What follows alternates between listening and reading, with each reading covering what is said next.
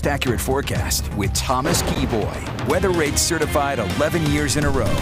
Good afternoon, Utah. I hope that your Monday has been off to a marvelous start.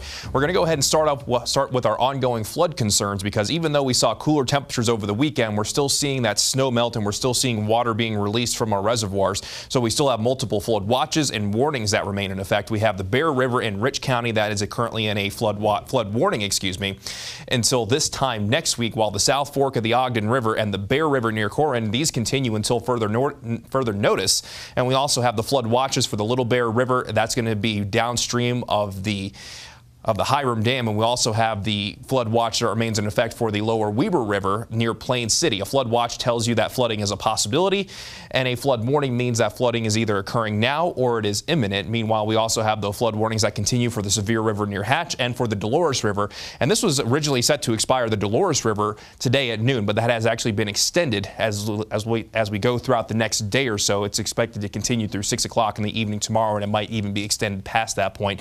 Generally expecting minor flooding for most of our waterways at this point, including in those watches and warnings. However, for the Dolores River, we could see it climb back to moderate flood stage. So still keeping a very close eye on all of our waterways across the entire state. And even for those waterways not in watches, warnings, or advisories, they'll still be running high, fast, cold, and extremely dangerous. Make sure that you're keeping your distance away from those fast-moving waters.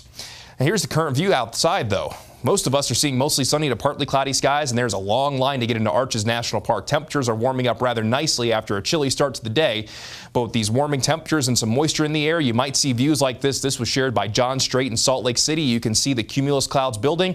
And as we go from this afternoon into this evening, we're going to have the chance for seeing scattered showers and thunderstorms in northern Utah. So if you have a good girl like Sophie here, Chris Williams will be taking Sophie for a walk.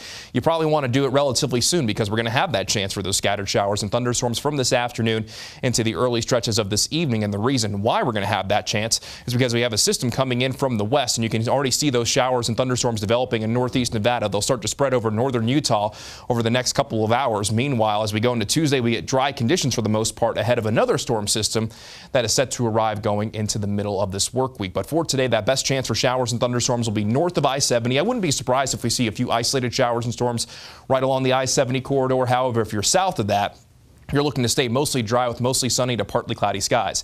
Let's go ahead and time things out for you on the Futurecast beginning at 1 o'clock this afternoon. You can see as we go from 1 o'clock to around 5, 6 o'clock, the chance for showers and thunderstorms only increases even more. Not everybody finds wet weather. About a 2 in 3 chance in northern Utah that shower or thunderstorm finds you. But if you have those afternoon and evening plans, you definitely want to keep your eyes to the skies. But as we get into tonight, the chance will gradually begin to go down as we lose the daytime heating and that system begins to pull away.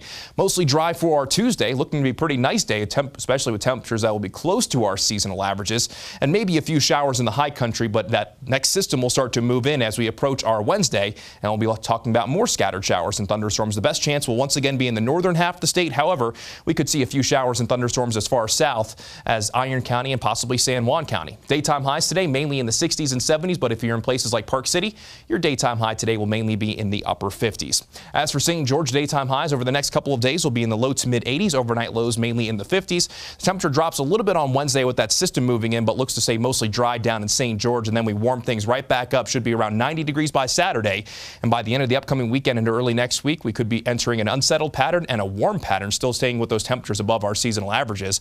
Then along the Wasatch Front, scattered showers and thunderstorms with the best chance coming later this afternoon through the early stretches of this evening. Mostly dry for our Tuesday.